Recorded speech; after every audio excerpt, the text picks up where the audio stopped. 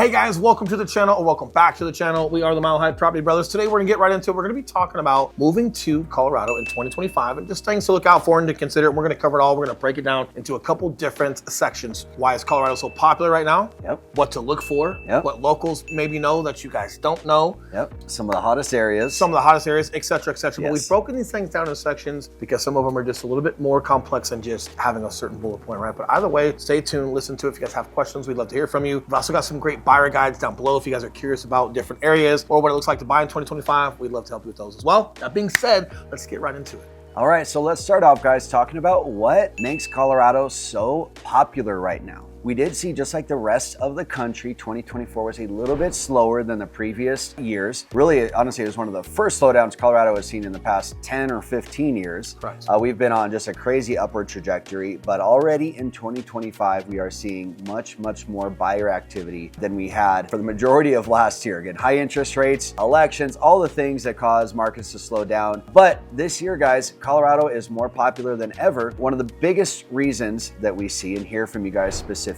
is our climate. Why is that? That's because a lot of the places that our buyers are moving from. We've got a couple, just met them coming from Seattle. Chicago's another big one. Texas is another big one. California is another big one. Well, and the reason why it tends to get popular right now is because the more and more like we go through our economy, you're getting a lot of folks that they can work remotely, right? Yeah. Like, or they've got other places like I know Oracle's moved here, REI's moved here. You've had a lot of different corporations just move to Colorado for whatever reasons that they have. So it's just moving a lot of people here. But the remote thing is a huge thing. That's been a big thing for the past 2 years. It's still a big thing as we speak. And when people have the freedom to just pretty much live wherever they want because they can work remote, they're starting to just go, hey, well, if I could live anywhere, like where would I live? And having 4 seasons is great. You guys get plenty of snow here. You get a lot of it in the mountains. You can snowboard, you can ski, you can get snowy Christmases, but it also melts in like a day or two in the Denver metro. Oh, yeah. So you're getting full feel and full fun of it, but it's not sticking around forever, right? Which is also nice. And if there is a state to live in and have a good time with, we've got to be one of the top states, especially a landlocked state that just doesn't provide like an ocean view or something like that. The mountains, what people are trying to figure out, is just as fun, if not more fun, more peaceful, more dynamic than the ocean. It's true, it's true. And Will touched on it, but our economy here is really booming, and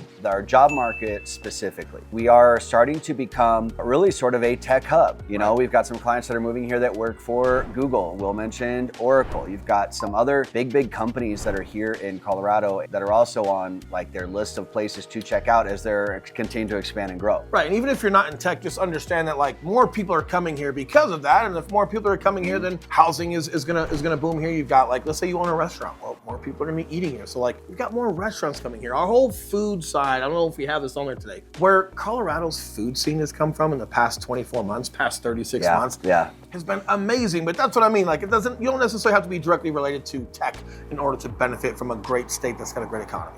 All right, lastly, let's talk finances a little bit. All right, now compared to a lot of places on the East Coast and especially California, we are going to see a 20 to 30% savings on homes. All right, we are higher than the national average by about 20 to 30%, but a lot less expensive than places like California or New York. It's interesting. We're literally 30% below like your Southern California areas, but we're 20 to 30% above the national average. So we're kind of like right in the middle. Obviously, some of that's going to exclude places like Boulder sometimes.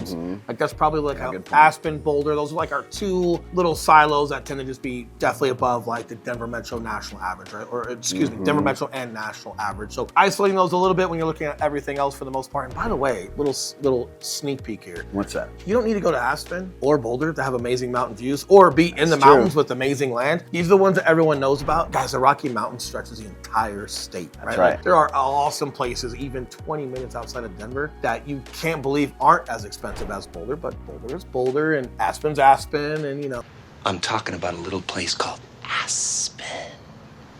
Significantly more for you guys to see, capitalize on value with than just those 2 areas. Oh yeah, and also depending on where you're coming from, guys, you could be saving a lot on property taxes. Correct. On the very high end, could be, you will. Yeah, Save a lot on property taxes. On the very high end, you're going to be looking at 1.1 to 1.2%. For the most part, I would say on average, we're around 0.6 to 0.7% of the property value that you'll be paying annually for your property tax amount. So quite a bit of savings there. Again, depending on where you're coming from.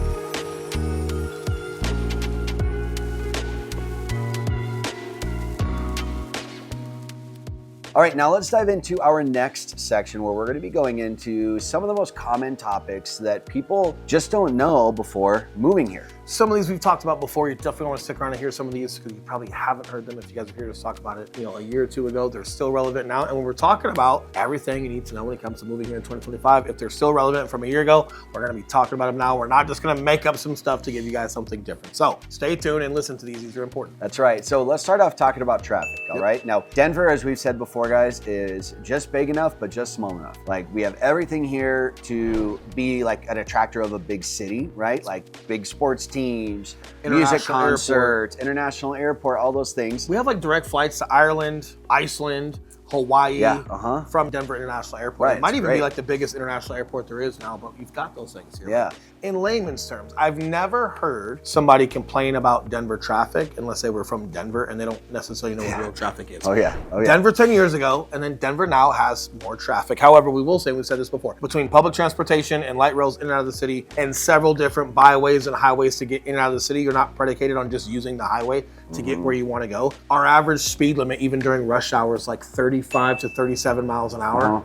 We have great infrastructure for traffic here, especially compared to your Californias, Chicago's, Floridas, et cetera, et cetera. So ultimately, we've got a great system. Oh yeah, and I would just say people are fairly calm drivers around here, right? Maybe it's just me, I'm a nice driver, right? I don't road rage on people, but it's rare to experience some sort of road rage. Correct. Versus you drive in Florida for 10 minutes and you're seeing like 3 people hate each other. Like some of you know, I was a police officer for a little while, for about 5 years here in the state of Colorado. And I don't want to speak to certain things because, hey, we're realtors now, but here's what I will say. From my experience as a police officer, I can count on one hand, if I even need a full hand, on any time I was dispatched to a road rage incident. Really? Wow. It just wasn't one of our high priority calls. As in, not only was it not very high priority, as in it just didn't get very dangerous. You didn't have people with guns getting drawn out. From my experience, you just didn't hear it a lot in the department at all. Like, so when it comes to like, hey, it's pretty chill. Like, I'm not trying to give you guys crime rates and certain things, and we can give you resources to look that up. I'm just giving you my experience, what I heard on the radio while I was an officer. Out of all the things that were going on, road rage just wasn't this thing that we like really had to make a point to handle and conquer like some of these other states. Yeah, and again, that just ties into the general chill Colorado vibe that's here,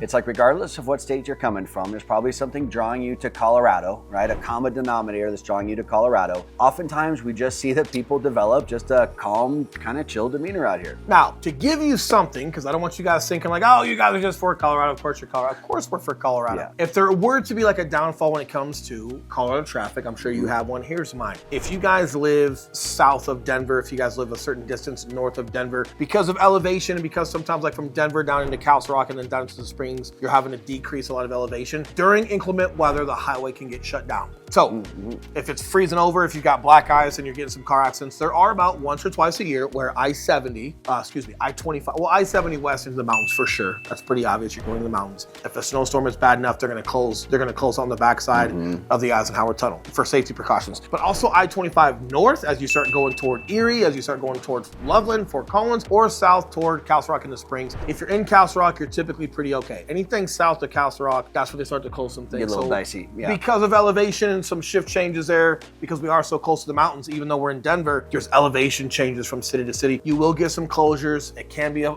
frustrating thing sometimes depending on what you have going on. That's the one thing that sticks out. I can think on average, like the highway, like not west into I-70, but like I-25. Typically once or twice a year, you have a big shutdown for a huge snowstorm. Outside of that, for the most part, you're okay. You've just got to be careful because you can go from dry road to black ice pretty quickly. So it's something to think about, but that would be the one thing when it comes to like day-to-day road rage or traffic jam. Like, it's just not what you guys are thinking. We know we talk about the growth of Colorado a lot. We are still significantly unincorporated compared to what most people think.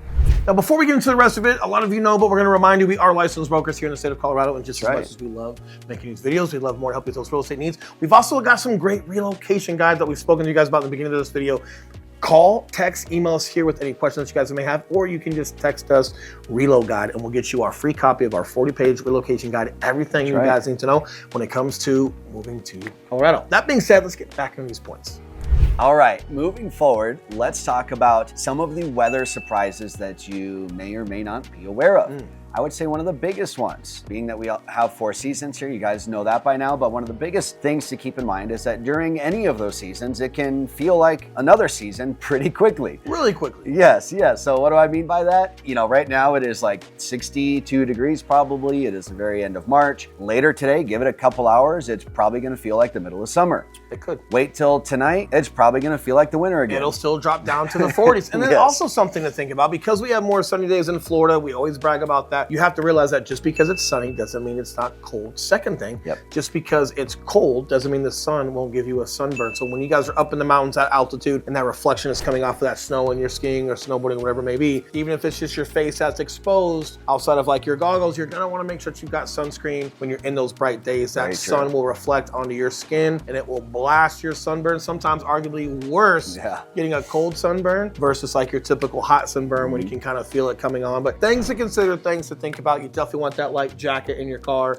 or a heavy jacket. You definitely want an umbrella, and you definitely just want like some sunscreen. We love just putting a little, what I call like a little goodie bag in the back of our cars for like just any little thing that we need, whether it's a fresh pair of pants or a jacket, some sunscreen, like you name it, just making sure that you have those things on deck and you should be okay. That's right. Now, also another thing you want to be prepared for is hail. In the 20 some odd years I've lived here and been driving in Colorado, I've only had hail damage on a vehicle one time. We drive all the time. So I've been lucky with it, but it is storm. Oh, sorry. Yeah, go ahead. You're good. But with storms coming in sometimes unexpected, if you guys are going somewhere and you're going to be there for the day, like an office, whatever it may be, if they have garage parking, you'll see a lot of garage parking in Denver Tech Center, downtown. Like, utilize that to the best of your ability, because if a storm does kind of blow through unexpectedly and it does have some sail, having your car cared for or whatnot significantly better than, oh, I'm just going to be here for a couple of hours and a storm blows through and you get it. So if you have some covered parking, definitely use it. You'll see a lot of car dealerships out here now. They have a lot of covered parking, believe it or not, these commercial size umbrellas with like metal frames, and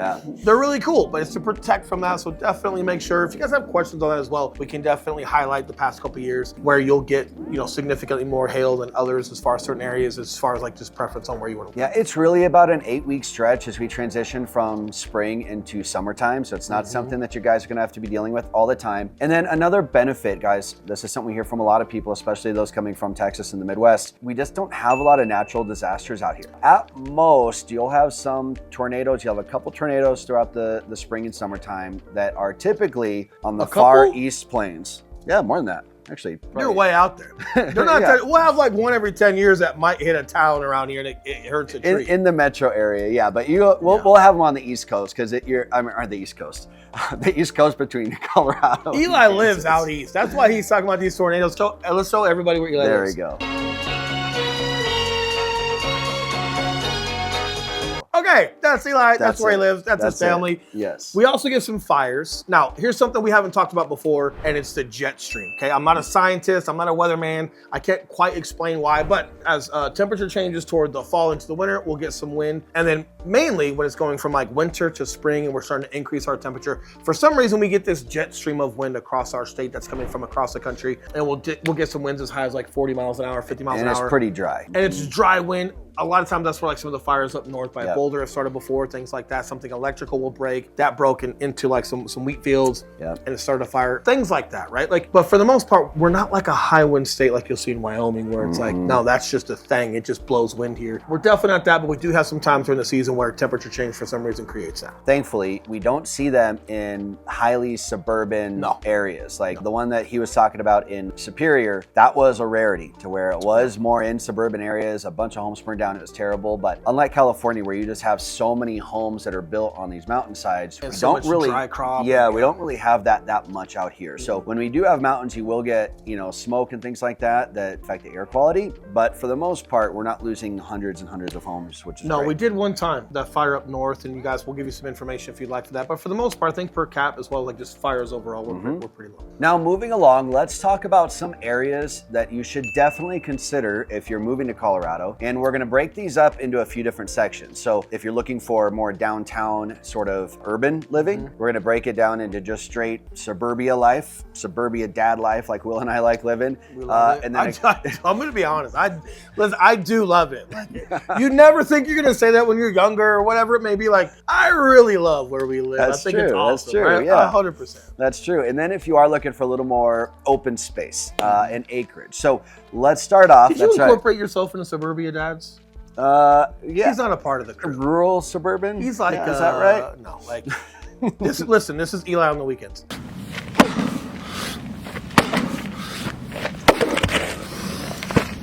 It's not suburbia. He's cutting his own wood. He's doing his own thing. He's out there. He's got a couple acres. It's awesome. Now, here's what I will say about where Eli lives. He's 41 minutes from Denver. So no matter how far out it is and a couple of acres or whatever it may be, like you can have that and still be 40 minutes from the city here. Like that's the biggest thing that people don't quite understand about Colorado and how unincorporated we are is you can have that and be that close to the city still, and you're even closer to Denver Tech Center. So whether we're throwing events for realtors, whatever it may be, Eli can enjoy that type of lifestyle, but not actually be Little House on the Prairie. I think they'll even do like Uber Eats to you, right? They do. They do it all, man. If you can still get Uber Eats at your house, like it's pretty impressive. Either way, awesome.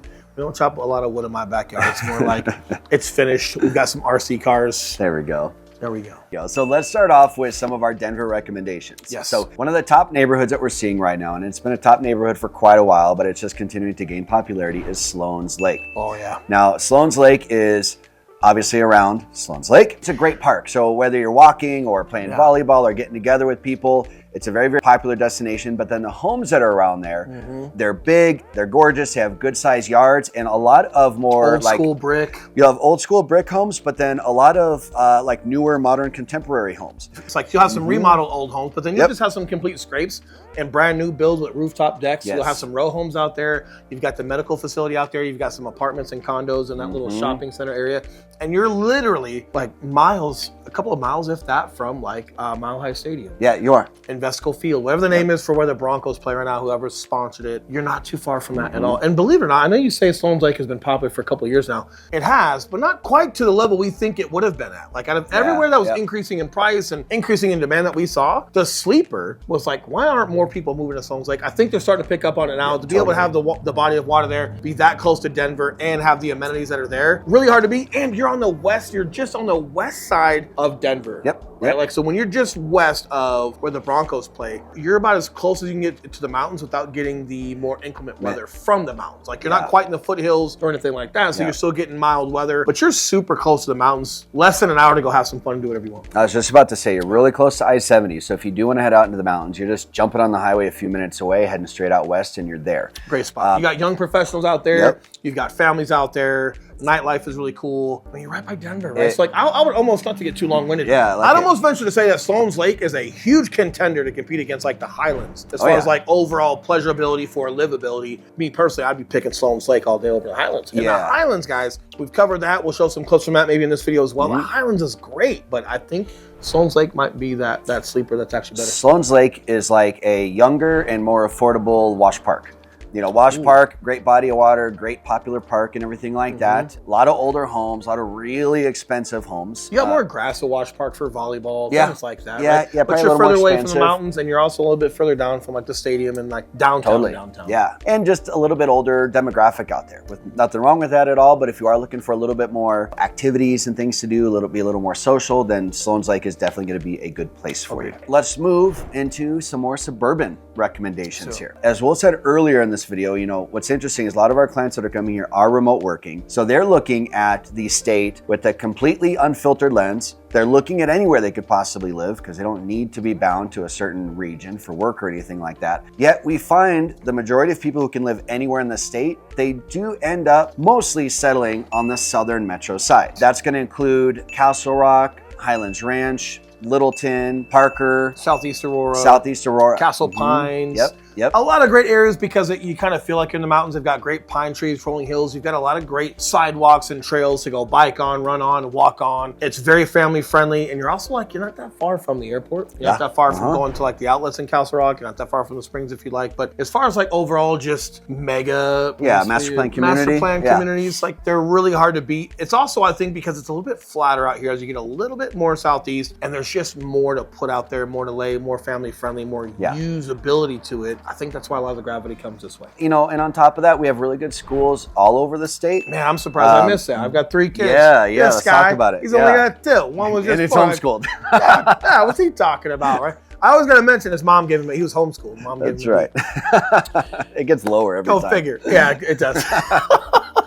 But good friends too. But it's very true. You are correct. Like, I'm surprised I missed that. Between your private schools, public schools, Cherry Creek School District 5, Douglas County schools, the areas that we've mentioned are either Douglas County schools or Cherry Creek schools. Or Littleton. Schools, which are all ranked very high for Colorado. Colorado as a whole tends to be pretty high nationally, but these are like our best school districts. So you're correct. I think a lot of that comes into play as well. Well, and a lot of these areas have a mix of new build homes and, I'd say at the latest, a lot of Littleton, there are new builds in Littleton and Sterling Ranch. Littleton would be the oldest, which is developed around like 1950s, 1960s, and 70s. Highlands Ranch would be the next, which is primarily very late 90s, early 2000s. But then Castle Rock and Parker both have quite a bit of new builds in there. So you get a good spread. You got some new builds in Highlands Ranch, correct? You got some like mega builds on the backside. Backcountry. We sold a couple homes in Backcountry. Those are anywhere from $1.3 million to $7 or $9 million, depending on the lot that you guys get. There's some really cool, beautiful homes that are out there as well. But man, definitely that school district piece. You've got Christian Valor in Highlands Ranch, which is one of the best schools in the state, private school. You've got Regis High School, which is out toward me,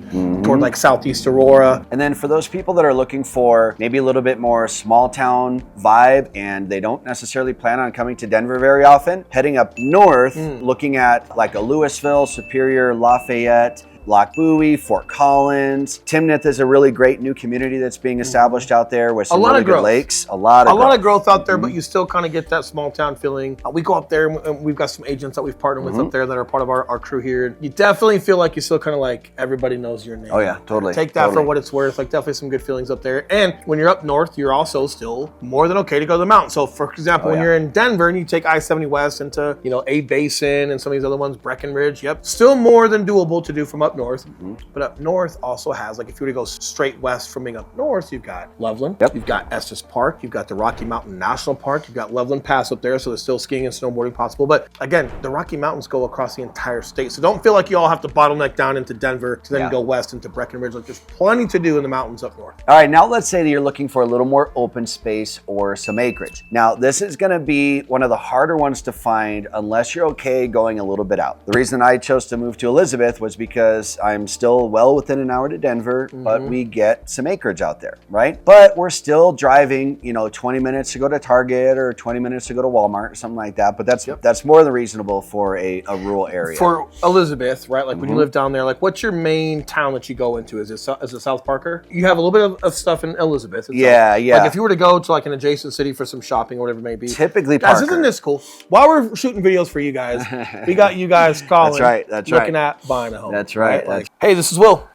All right, great call. We've actually got some folks that are looking at a new build community, and they're ready to go. So that was a fun call. But getting back to Elizabeth, Eli, if it's not the little town in Elizabeth where you're just grabbing some groceries, like what town would you commute to? How far away is it? Is it South Parker? For the day-to-day things, Parker. We're 15 minutes from a King Soopers, which is like our Kroger. We're 20 minutes from a Target. But if we're, looking for a date night or something like that and we don't want to go to Denver, then we're typically just going to like Castle Rock. Castle Rock is great. Castle Rock is just minutes from Parker. So if you guys would like to see this on a map before showing it to you, Elizabeth is just pretty much directly east, Parker. Yep. And sometimes southeast, depending on how south Elizabeth that you guys go. And almost directly east of Castle Rock. But again, like so many different types of flavors you guys can have when it comes to homes. Yes. And still being well within an hour from the city. And a lot of folks, I keep mentioning city, I'll say this, a lot of folks aren't even that concerned with wanting to go down into the city. It's more like just the everyday livability of school districts, immediate shopping, groceries, some fun things to do, maybe a bar and grill or some things like that. But they're pretty good. They don't necessarily need the city within a certain reach for just everyday, day in and day out. So I don't want to overhit that like it's that big of a deal for a lot of you. But I do like mentioning it from the proximity from the context of just understanding you can be that far out and still be within an hour. You go anywhere else, some states don't even offer it. You go to California, you'd be out of California before you're like in no man's land. I guess Indio and a couple places on your way into California. I'm getting distracted, but point is, great locations, great spots, not too far off. Now let's dive into our final section of the video here, and we're gonna give you guys. I always love the finals. We're gonna give you guys just a couple pro tips that you should be aware of before moving here. It's Canada Dry, okay? Don't trip. Yeah. Okay? I'm a dad. Nor are we sponsored. Zero sugar. Sponsored. Just free advertising. Canada Dry, what's up? Pro tip for you guys. Before you house hunt, area hunt. 1000%. Listen, you can change backsplashes in kitchens. You can do some different things, but if you aren't in love or really comfortable with the area, like nothing's changing that. You're gonna have buyer's remorse, and it's not the best thing to do. We've also got, in addition to our relocation guide we talk about, hey, that number's popping up again. If you guys text us Relo Guide, we'll get you our 40-page free relocation guide, everything you need to know. We've also got some area guide that you can use. So when you're in town and you're getting ready to look at some homes with us, and you're kind of curious, we can send you guys on some scavenger hunts, some little field trips of some certain areas. So just go look and go feel. We've got every address you can imagine for different neighborhoods you should look at, shopping and where you would be shopping if you were there, schools that are out there, if you were to have your kids at those schools, everything you need to know about an area we've prepared for you for several different areas around the Denver metro area. We've also got those. If you guys need to have a conversation with that, let us know. Those typically come a little bit later on in your process. But either way, you are 100% right. Make sure the area is great for you before we go falling in love with the home. So when you guys are on Zillow, whatever you're looking at, sometimes the home can be amazing, but if you don't like that area, it's not going to work. I'm going to give you an example. I'm going to give you a little secret. It's just my opinion. You won't catch me living. I won't go to Arvada. Yep. There's nothing wrong with Arvada. I was just about to say, why is that? I just don't like Arvada. It's just like the way that you get off the highway. I don't know. It's just preference, right? But the point is, when you look around and you get a feel for certain things and what you like or don't like, you want to start there before you go living in a home that's just not the area you want. Right? All right, moving right along. If possible, plan an exploratory trip to Colorado where you can go and not meet us, but maybe not even find your dream home, but go through the process of elimination and check areas off that aren't going to work for you, because that's as much, if not more important than finding places that will work for you. Yeah, we don't like them. We don't like the commute. They're not for us. Great, because then we can get hyper-focused on the areas that are for you. When we do start finding homes that fit your criteria in those areas, we can be very assertive as far as like your approach with making sure we're taking action on winning you guys homes out of the right homes. And believe it or not, it makes you that much more confident in the home that you are offering on, because we're that solidified with the areas that we like. That's right. And what we see with a lot of our clients is that we'll start off with our initial Zoom call that we're always talking to you guys about, and then they'll come out here and they'll do this exploratory trip where they can take 3 or 5 days to ideally have some fun Colorado experiences, first of all, right? But then go and do these area hunts like we just talked about, really check the places off that are not going to work for them, so that we can hyper focus on the areas that are going to work for them. Sometimes they're finding the house when they're in town, sometimes they're just not quite ready, but when we know the areas, once you guys go back home to Texas or Florida or Chicago or California, wherever that may be, now we can proactively hunt for homes without you guys needing to come out here every time, because we know we love the area. So when we do a FaceTime video walkthrough with you guys and we're showing you in real time, giving our opinion of the home, you know you love the area, home checks out on video. Oftentimes people are like, man, I know I love that neighborhood. The home looks amazing. Let's put in an offer. And then they're coming out and seeing it once we're under contract for inspections. Now, speaking about some of these areas, we couldn't leave you guys on this video without talking about new builds and their incentives. New build contracts are different than your regular state contracts. Incentives that you can have or not have from builders are definitely significantly different than pre-existing homes. And a lot of these areas that you might end up liking also have a lot of great new build incentive and opportunities. So let's cover some of those things before we let these guys out of here, but you're definitely gonna want to stick around and hear some of this as well. That's right. So when you are going with the new build, if you use their lender, builders are offering insane incentives right now. And by insane, I mean like 3.99% interest rates, which we haven't seen for 3.5 years. We saw a 1.9 from a builder. And you're like, stop, man. We do a lot of new builds, guys.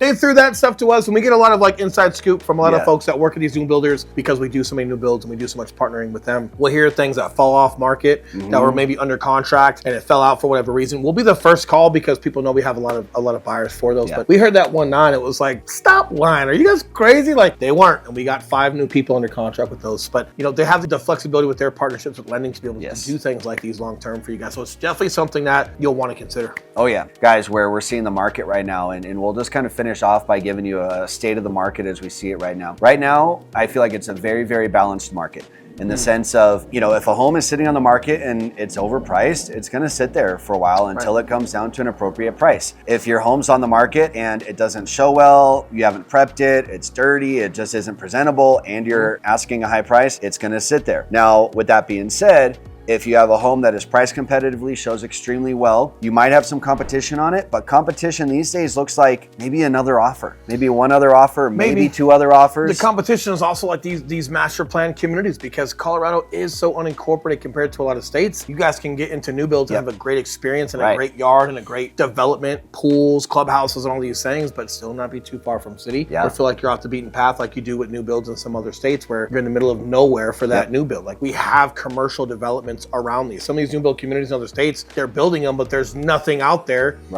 for these master plans. You have to travel a lot for your shopping, and like most of our master plan communities are going up adjacent to another pre-existing city or town that has them, and it's 15 minutes, 10 minutes, 5 minutes, or it's already been developed because it's already in that city itself, because even that city itself is unincorporated. We've got plenty of space for new build communities here in Colorado. That's what I'm getting at, but definitely something to consider. Oh yeah. So hopefully you guys found value in this video. We appreciate you joining us. Correct. Last reminder, number coming back up below for the third time. Texas Reload Guide, Texas Area Guides. Call, text, or email. Give us your situation. Give us your conversation. As you guys can tell, when someone calls, we will pick up. It is us answering the phone. We are here to help you guys. We love making these videos. We love more helping with those real estate needs. Until the next video, you guys enjoy your weekend. We'll see you guys next week. All right. See you guys. See you guys.